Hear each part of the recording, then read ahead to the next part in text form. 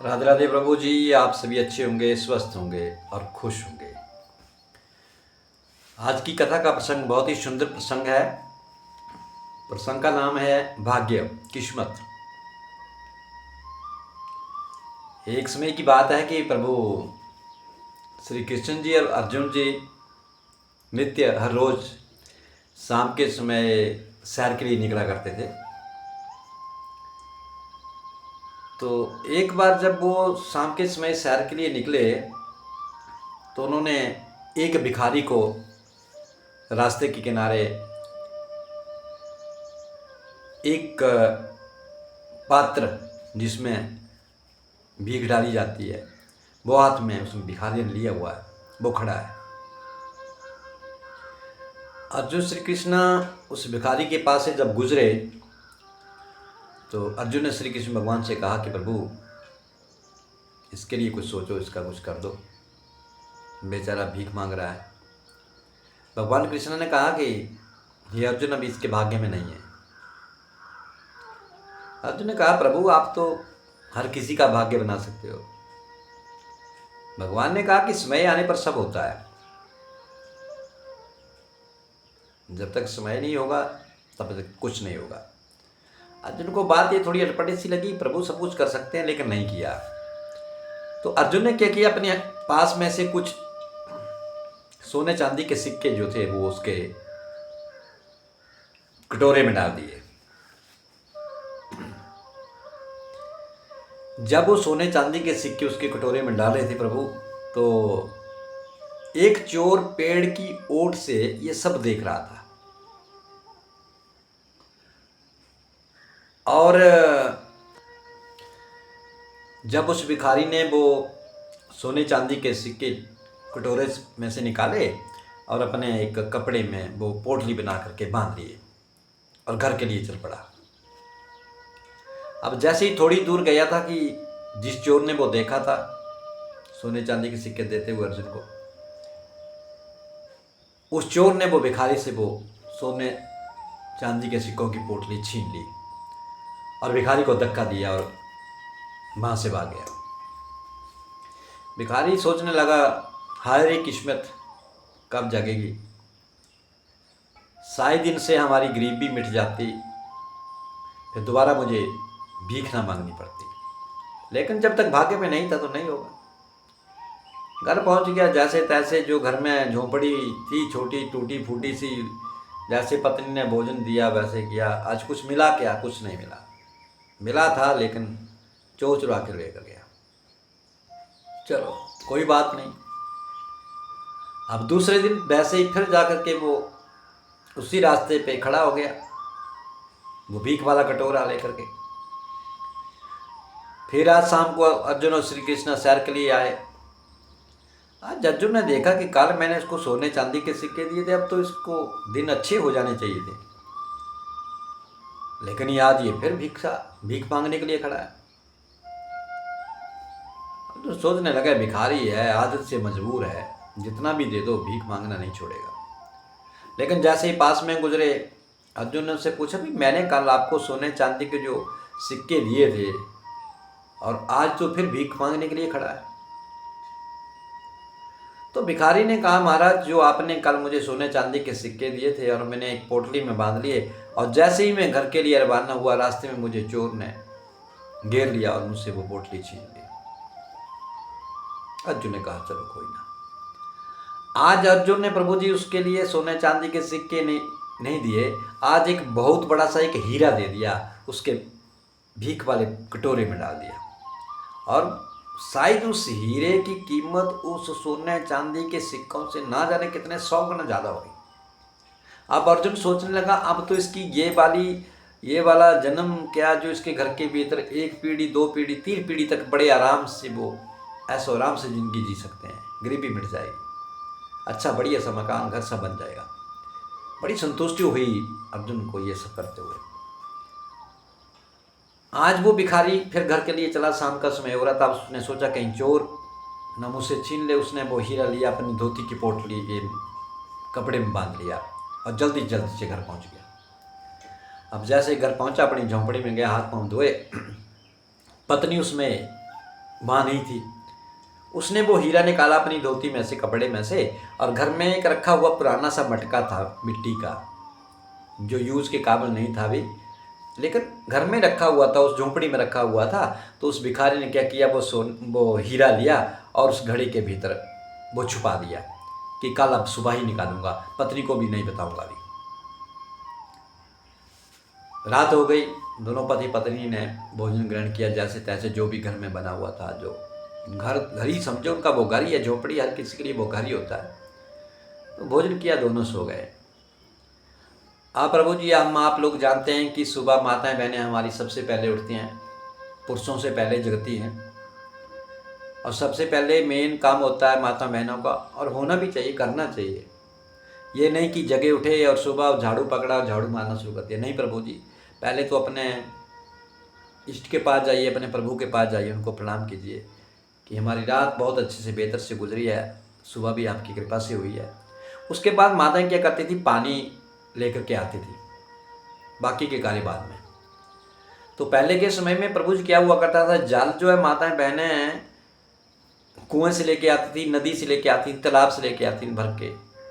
अब तो हर घर में जल हो गया है, हर घर में नल हो गया है, लेकिन पहले के समय में ऐसा नहीं था। अब उसने जहाँ पे रोटी बनाती थी, वो भोजन तैयार करती थी, वहाँ से उसने अपना मटका उठाया पानी का, और नदी के लिए रवाना हो गई। नदी में से वो मटका पानी का भरा और वापस आ गई। अब जैसे ही वापस रास्ते में आ रही थी प्रभु जी की, उसको ठोकर लगी और उसका मटका सिर से नीचे गिरा और फूट गया। अब मन के भीतर विचार आया कि अब पानी किस चीज़ में भर के लेके जाऊँ, लेकिन ऐसे ही उसे जल्दी से ख्याल आ गया कि एक पुराना सा एक मटका वह झोंपड़ी में रखा हुआ है, वो आज काम आ जाएगा। वापस आई झोंपड़ी में, वो पुराना वाला मटका उठाया और फिर जाल लेने के लिए चली गई। लेकिन अब उसको तो ज्ञात ही नहीं है कि इस मटके के भीतर उसके पति ने वो हीरा छुपा के रखा है, ना ही पति ने बताया था। उसने वो मटका उठाया, नदी के ऊपर पहुंची, और उसने मटके को धोने के लिए जैसे उल्टा किया फिर पानी भरने के लिए, और जो उसके भीतर जो हीरा उसके पति ने डाला था वो नदी में डूब गया। पत्नी अनजान थी, उसे नहीं ज्ञात उसमें कुछ था नहीं था। पानी का मटका भरा, घर वापस आ गई।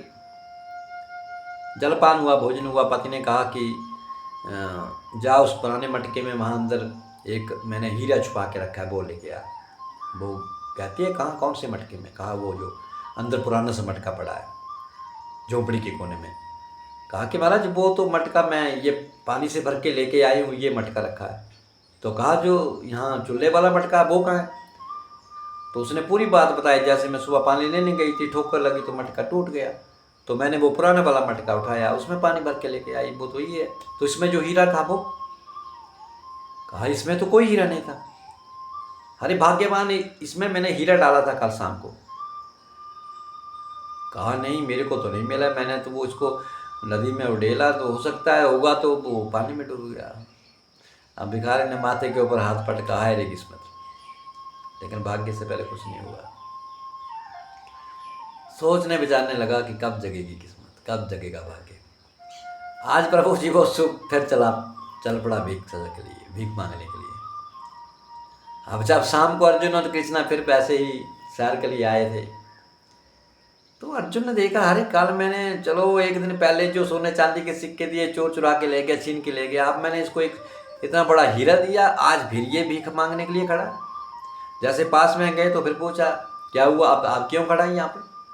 अब तो 1 पीढ़ी 2 पीढ़ी 3 पीढ़ी आपकी तर जाती, अच्छे से आपका गुजारा हो जाता।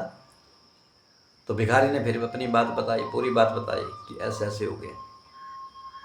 अर्जुन को अब कृष्णा की बात का थोड़ा ध्यान आने लगा कि जो कहा था कि इसके भाग्य में अभी नहीं है।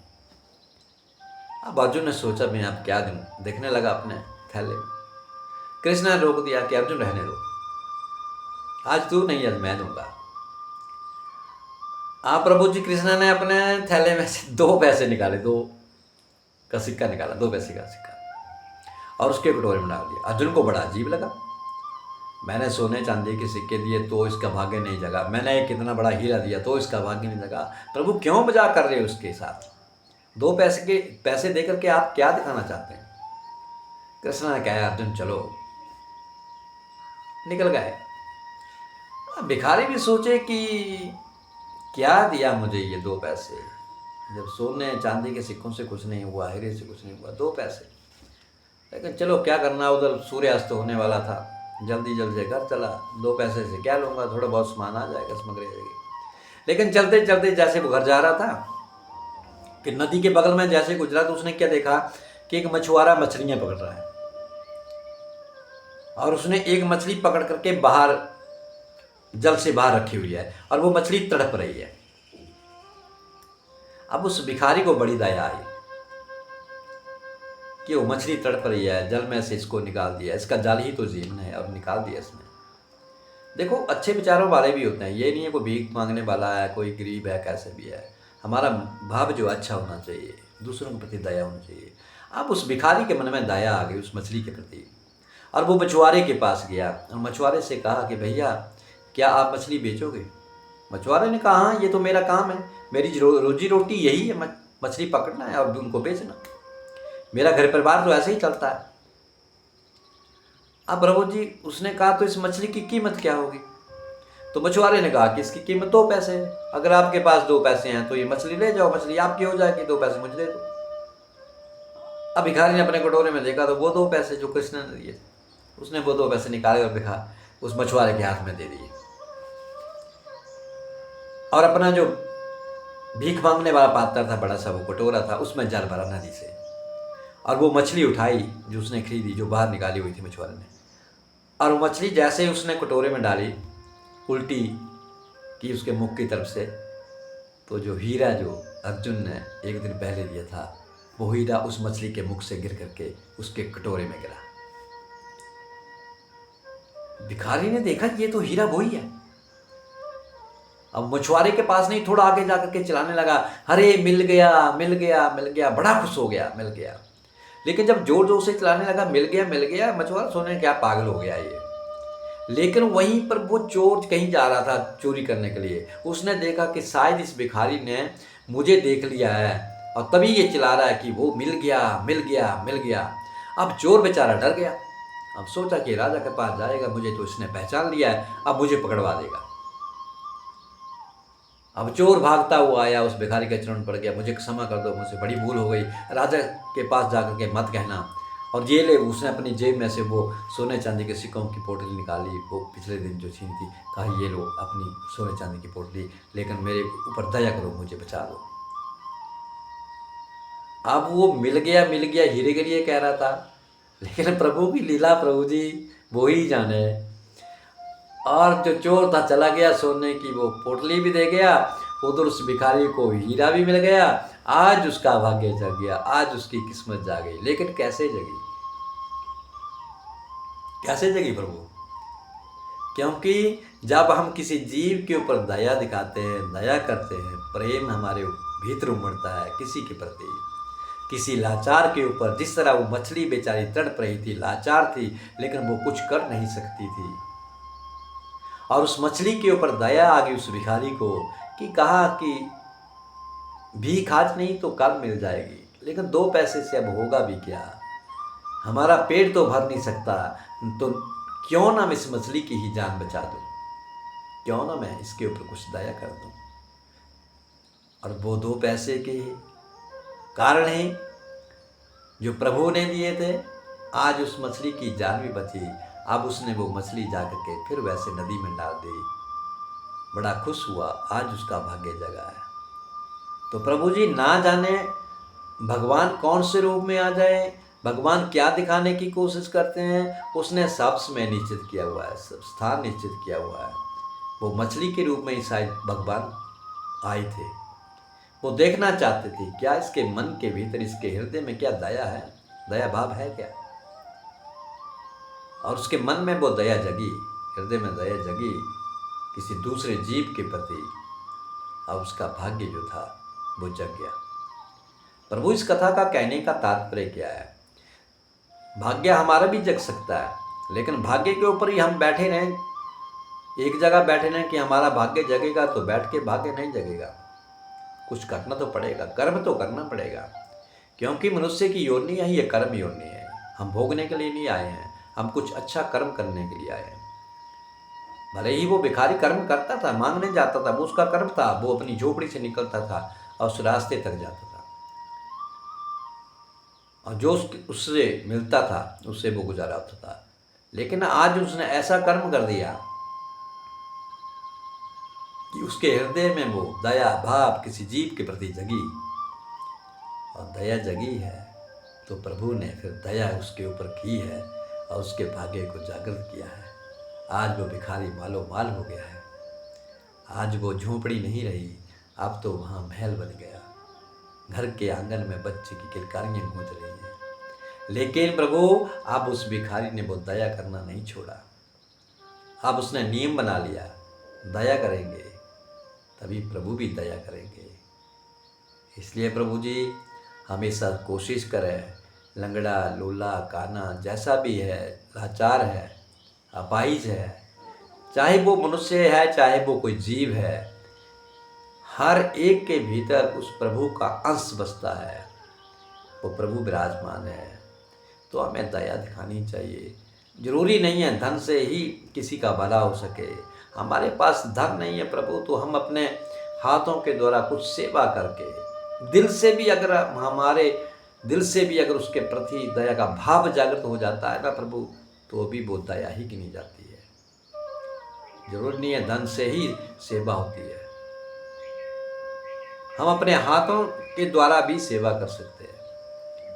कोई ना कोई बहाना होना चाहिए सेवा करने का, और सेवा को प्रभु हमेशा कबूल करते हैं। हर जीव के भीतर अगर हम उस प्रभु के अंश को देखें तो अवश्य ही प्रभु हमारे ऊपर कृपा करेंगे। लेकिन आज हम समाज में केवल अपने तक सीमित हैं, अपने परिवार तक सीमित हैं, अपनों तक सीमित हैं। हमें अब बाहर वालों से क्या लेना देना है, कुछ नहीं लेना देना है, और यहीं पर सब कुछ हमसे छूटता चला जा रहा है। इसलिए हर किसी के साथ जुड़ करके रहें, प्रेम से रहें, और हर एक जीव के ऊपर दया करें। भाग्य अवश्य जगेगा, किस्मत अवश्य जगेगी, लेकिन अपने कर्म सही रखिए, अच्छे रखिए। तो आज आपको ये प्रश्न कैसा लगा, अवश्य इसको लाइक भी करें और मेरे चैनल को सब्सक्राइब भी करें। सबको राधे राधे।